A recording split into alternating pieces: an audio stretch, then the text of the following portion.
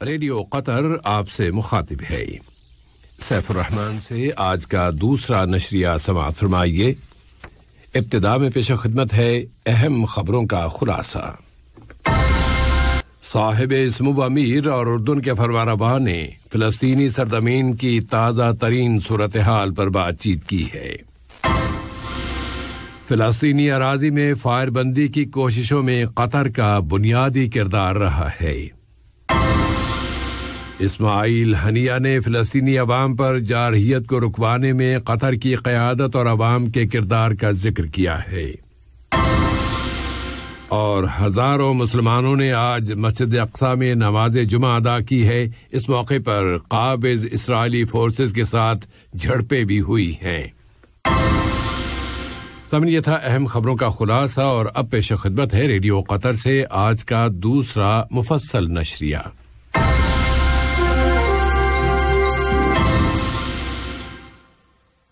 بسم اللہ الرحمن الرحیم۔ آج کے اس نشریے کا آغاز مسئلہ فلسطین میں قطری قیادت کی بھرپور دلچسپی اور توجہ سے کرتے ہیں۔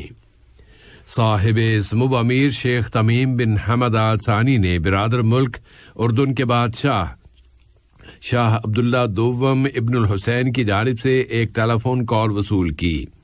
اس رابطے میں فلسطین کے موجودہ حالات و واقعات پر بات چیت کی گئی، اور دونوں رہنماؤں نے قابض اسرائیلی فوجوں کی جانب سے غزہ کی پٹی کے نہتے سول باشندوں پر کی گئی بمباری کی شدید الفاظ میں مذمت کی ہے، اور اپیل کی ہے کہ مسجد اقصی اور دوسرے مقدس مقامات اور نہتے سول باشندوں کی حفاظت کی جائے۔ اس ضمن میں قطر کے نائب وزیر اعظم و وزیر خارجہ شیخ محمد بن عبد الرحمن آل ثانی نے اقوام متحدہ کی جنرل اسمبلی سے خطاب کرتے ہوئے عالمی برادری سے مطالبہ کیا ہے کہ وہ فلسطینی عوام اور مسجد اقصی پر اسرائیلی جارحیتیں رکوانے اور آئندہ بھی ان جارحیتوں کی تکرار سے روکنے کے لیے فوری طور پر حرکت میں آئے۔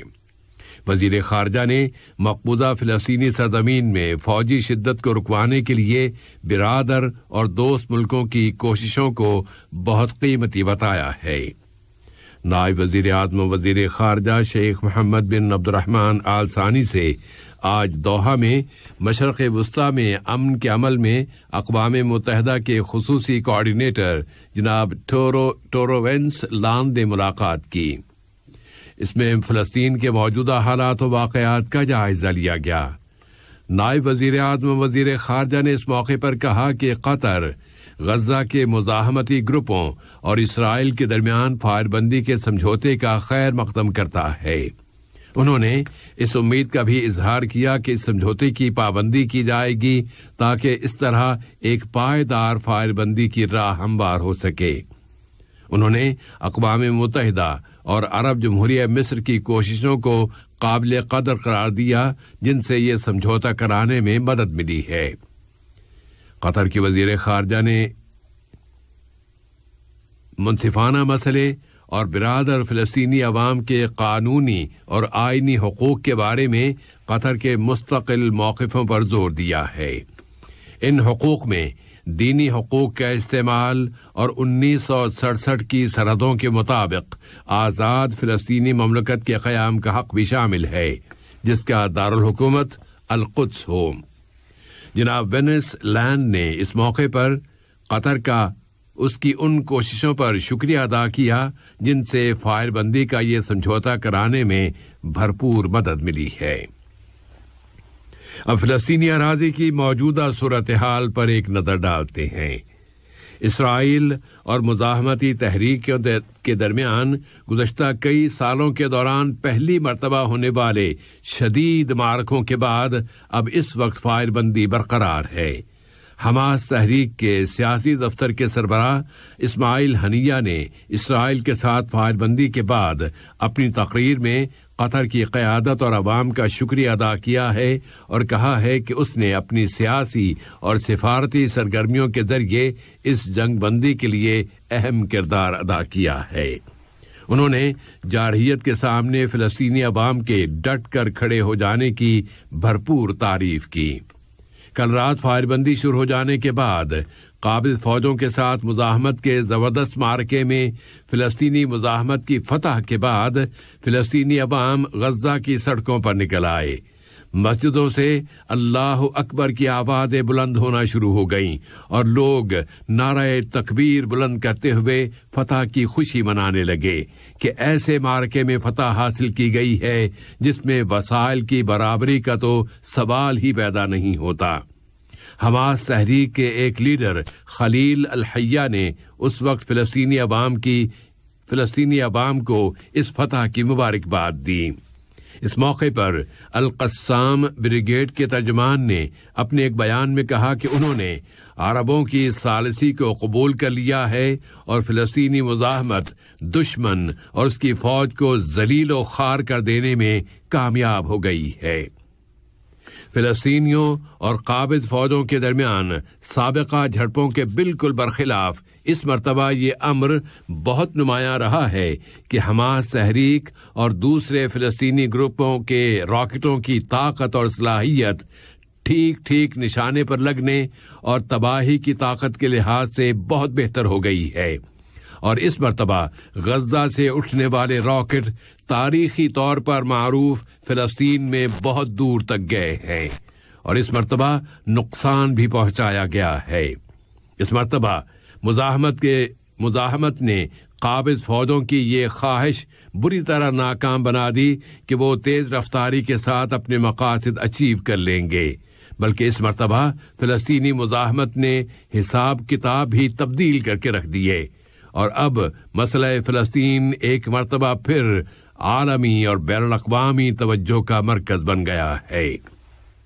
دراصل فلسطینی وزارت داخلہ کے ایک ترجمان نے عالمی برادری سے مطالبہ کیا ہے کہ وہ غزہ کی پٹی میں اس جارحیت کے اثرات کو ختم کرنے اور ملبہ ہٹانے کے لیے ٹیمیں روانہ کرے اور وہاں کی سول ڈیفنس کی مدد کرے. غزہ سے اب مغربی کنارے اور بطور خاص القدس کی طرف چلتے ہیں، جہاں ہزاروں مسلمانوں نے آج مسجد اقصی میں نماز جمعہ ادا کی اور آج کے خطبے کا عنوان تھا فتح و کامیابی کا خطبہ.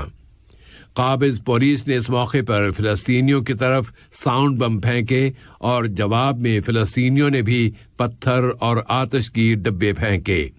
آج کی ان جھڑپوں میں 20 فلسطینی معدنی گولیاں لگنے سے زخمی ہو گئے ہیں، 10 دم گھٹنے کے شکار ہوئے اور کئی دوسرے گرفتار بھی کر لیے گئے.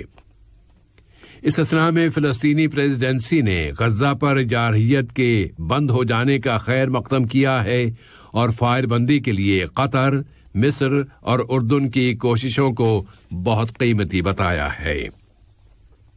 فلسطینی مزاحمت اور اسرائیل کے درمیان فائر بندی کا بین الاقوامی سطح پر بھی بھرپور خیر مقدم کیا گیا ہے. غزہ پر 11 روز تک جاری رہنے والی اس جارحیت میں سینکڑوں افراد شہید اور زخمی ہو گئے.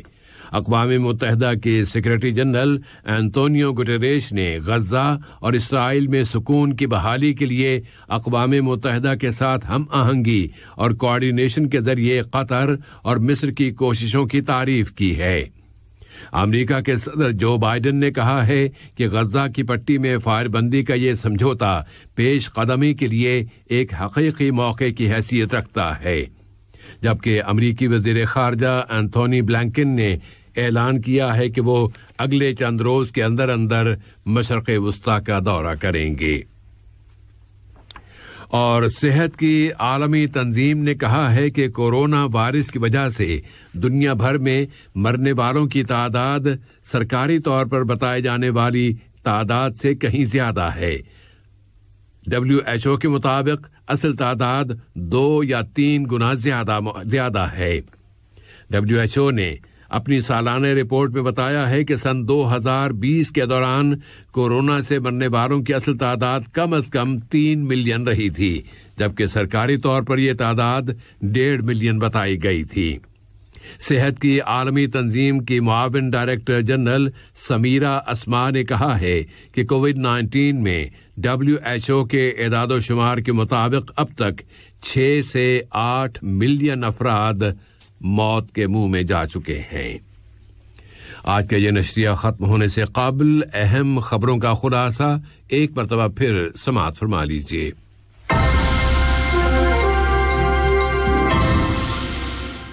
साहिब सुमुब अमीर और उर्दून के फरमानरवा ने फिलिस्तीनी सरजमीन की ताज़ा तरीन सूरत हाल पर बातचीत की है। फिलिस्तीनी अराज़ी में फायरबंदी की कोशिशों में कतर का बुनियादी किरदार रहा है। हमास तहरीक के रहनुमा इस्माइल हनिया ने फिलिस्तीनी अवाम पर जारहियत को रुकवाने में कतर की क़यादत और अवाम के किरदार का जिक्र किया है। और हजारों मुसलमानों ने आज मस्जिद अक्सा में नमाज जुमा अदा की है और इस मौके पर काबिज फोर्सेस के साथ उनकी झड़पें भी हुई हैं। रेडियो कतर से आज का दूसरा नशरिया अपने इख्तिताम को पहुंचा। अगला नशरिया। अस्सलाम वालेकुम दोस्तों, मैं हूं शेख नूर। मुझे उम्मीद है कि वीडियो आपको इंफॉर्मेटिव लगी होगी। इसी तरह कतर अपडेट आते रहने के लिए मेरे यूट्यूब चैनल गपशप विद शेख यूट्यूब चैनल को सब्सक्राइब कीजिए और इस वीडियो को लाइक, कमेंट और शेयर ज़रूर कीजिए। Thank you.